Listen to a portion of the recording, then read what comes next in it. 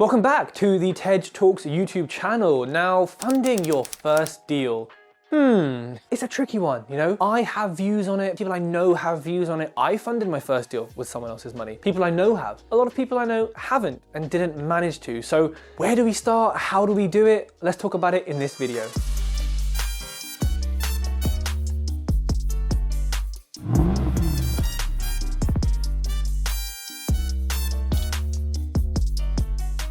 When you're new and you're starting out, you gotta be blunt with yourself. You gotta be honest. You don't have experience. You are starting from a position of, I haven't bought an investment house before. I haven't done a refurb before. I haven't, refinanced or bought like a weird title or gone back to brick, or I've never dealt with a builder. I've never even spoken to a builder. I've never plumbing. And that's fine.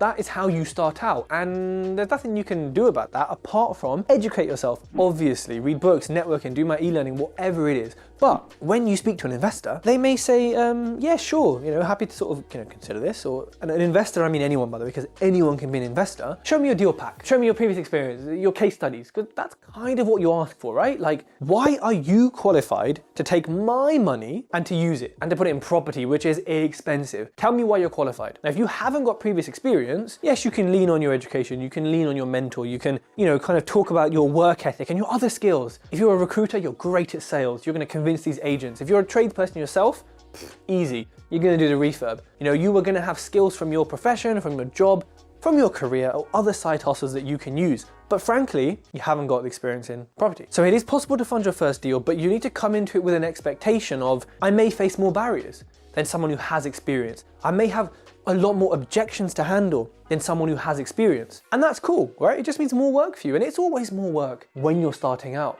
Now, there's two main ways to get funding, excluding bridging and, institutional finance. You've got joint ventures here, you've got investors here. Now, investors, very easy to explain, very clear cut. Here's 100 grand, I want 6%, we'll, come back in 12 months, that's it. Loan agreement, personal guarantee, first charges, restrictions, notice it. There's various levels of security, but that is the kind of basis of how that works. And it's as straightforward as that. I say that, not, there's a lot more to it. There's contracts, there's a certain way of talking, of being, of how you agree, of how you negotiate it. But, give and take, that's how it works on a kind of top level. And on the other hand, in joint ventures, it's a lot more complex, not clean cut. It's, potentially roughly cut because you are commercially in bed with someone else. Your credit scores can become linked. You're in an SPV, you're in a limited company with someone else. So this means that, you're both co-directors, you both have equity in this, you both share the risk, the liability, the responsibility, the accountability, all abilities, and of course, the profit. A JV is gonna want a lot more than an investor. An investor is gonna want, depending on how you structure it, is 0 to 2 to 4 to 6% right, of the money they give you. Now a joint venture, because they're a business partner, that's what you'd call them, is gonna want a bigger percentage of the deal. Not just necessarily of the money, but more than likely of the profit. So when you're looking or considering JVs, on your spreadsheet, it's a bit different. You got the investors here, and that kind of comes out of the sort of process as you're going it, right? Because you've got refurb costs, and obviously I've got my spreadsheet as well. You've got investor costs, cool. And at the end of it, you've got profit, which is all yours. On this hand, usually, unless the JV's really taking you for a ride, you don't have interest costs. So there's nothing kind of in the middle of it. So your deal might look better because you might say, well, I've just lost 8 grand of investor interest. Cool. But you're also giving 30%, 50%, whatever your deal is, to a joint venture partner of the profit.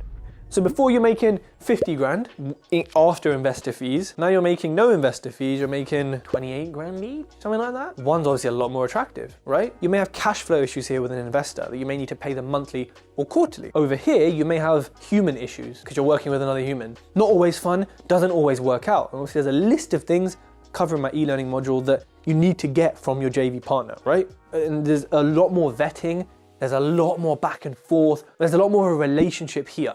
I don't know my investor's favorite color or if they have pets or anything. The JVs I have, they're basically friends, about the amount that I know of them and about them. That includes their credit scores, everything. I know what credit cards they have and how much they spend on it each month and vice versa. Investors, I know what I need to know for AML, for KYC, etc., etc. But other than that, it's very different. Now, they both obviously have pros and cons. You got to kind of look at it when you're new and say, well, if I have a JV, then I'm going to have to give them 30%, 50%. The thing is, though, is 50% of something better than 0% of nothing? That's the question. Now, and there's no right answer, because sometimes 0% of nothing is better because of the person, because of the deal, because of the effort, whatever it is. So that, you might have thought there was a clear-cut answer there, but there's not. It depends on your situation. But when you're starting out, I think, and tell me if I'm wrong in the comments, that people are way more likely to joint venture with you than they are to loan you money, because they're involved. Everyone wants a JV. Everyone DMing, oh, told you JV, let's do it. Oh, I want a JV. Yeah, they get 30%, 50% of the profit. They also get 30% of the downside. They get 30% of the liability, the risk. You're in it together. When it's an investor, that's your problem. You mess up the deal, you owe them money, you better pay them. You don't find a tenant for 6, you owe them rent, you better pay them. You sell it for less and you make less profit, boo-hoo, you gotta pay them. With a JV, they get 30% of the profit. If you make less profit, they get less. A lot of people don't understand that when they're JVing. They think, oh, well, if I've got 30% of the company, then, I'm proper in it. And obviously there's a lot of terms to negotiate. Most important, maybe, is the percentage that you're sharing it. But you just need to think, when you're starting out, for me, I always say investors are the kind of gold. You want to always aim for that. You should always aim for investors, but have a backup of offering a JV. Because if you can't get investors,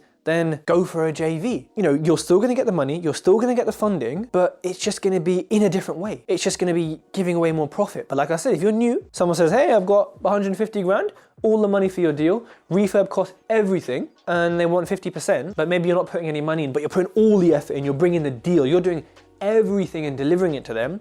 They are the principal funder. You gotta look at that and say, either I don't do my first deal and I sit here, wondering why I'm not doing anything, or not making progress, or not finding investors, or you get started and you get going. Even if they want you to put in 10, 15 grand of your own money, depending on your situation, there's something here that gets you started. Because I promise you, you do your first one, you get your first one, there is a momentum, there is a snowball effect that genuinely comes from this that people don't realize. And that is going to help you along your way. Or just get on the ladder. It actually has meaning, it actually has commercial impact and a kind of mindset impact on you as well. So when you're starting out, always look for investors, I think, but don't be afraid of JVs. There's lots of successful JVs and there's plenty that haven't gone well, and these are in property as well. You don't hear about those though, do you? So just consider who you're doing it with and how you're doing it and how it affects your situation. JVing, can be great. You got a big investor or you're the big investor. You come together and it's not just a one deal. It's well, I've got, $500,000. I want to build a portfolio. Let's do it. I want to do 4 flips this year and double that. This is how I want to operate. So just have a think about your long-term goals, your potential JV partner's long-term goals, and how it can work for both of you. So if you like that, you know what you need to do, but I'm going to tell you anyway. Hit the subscribe button, hit like, share it with your friends, leave a comment. Tell me what your thoughts are on JVs versus investors, and I'll see you on the next video.